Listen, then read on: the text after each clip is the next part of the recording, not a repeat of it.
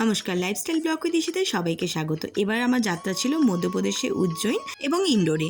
উজ্জয়িনে আছে কিন্তু মহাকালেশ্বর সবাই জানেন, আর ইন্ডোরে আছে কিন্তু ওমকারেশ্বর মমলেশ্বর। আমরা প্রথমে দর্শন করে নেব চতুর্থ জ্যোতির্লিঙ্গ ওমকারেশ্বর এবং মমলেশ্বর। চলুন দেখে নিই।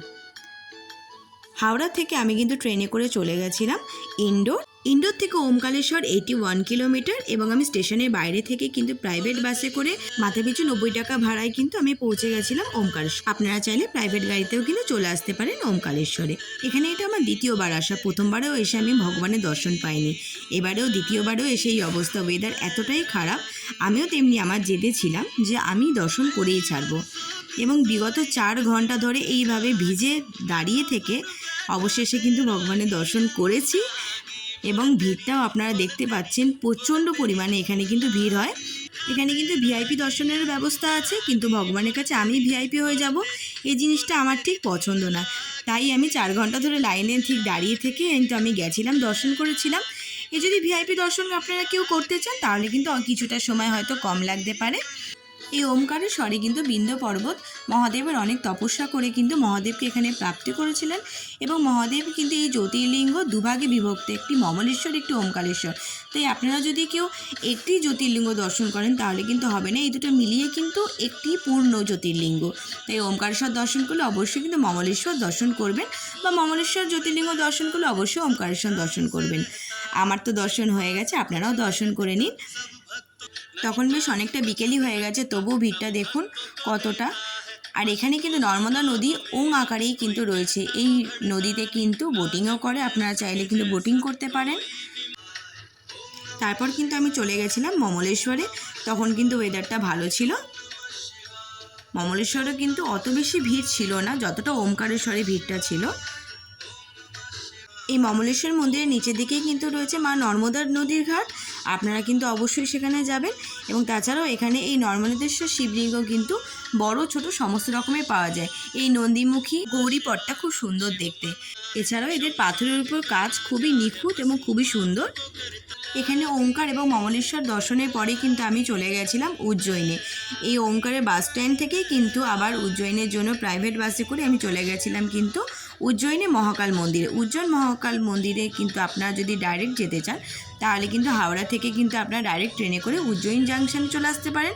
সেখান থেকে কিন্তু অটো করে কিন্তু মহাকাল মন্দিরে চলে আসতে পারেন। খুব একটা বেশি ডিস্টেন্স নয় স্টেশন থেকে মহাকাল মন্দির।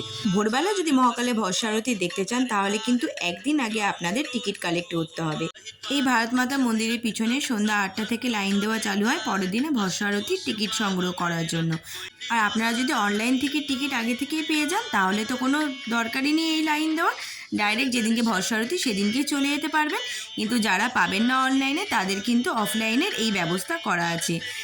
সকালে এখানকার কর্তৃপক্ষরাই কিন্তু এই লাইনটাকে কাউন্টারের সামনে নিয়ে চলে আসবেন, এবং এখান থেকে আপনাকে একটা ফর্ম দেওয়া হবে। এই ফর্মে আপনার ফ্যামিলি যতজন ভস্ম আরতি দেখতে চাইবেন সবারই নামের ডিটেলস এখানে কিন্তু ফিল আপ করতে হবে, এবং যারা যারা যাবেন সবাইকে কিন্তু তখনই কাউন্টারে নিয়ে আসতে হবে।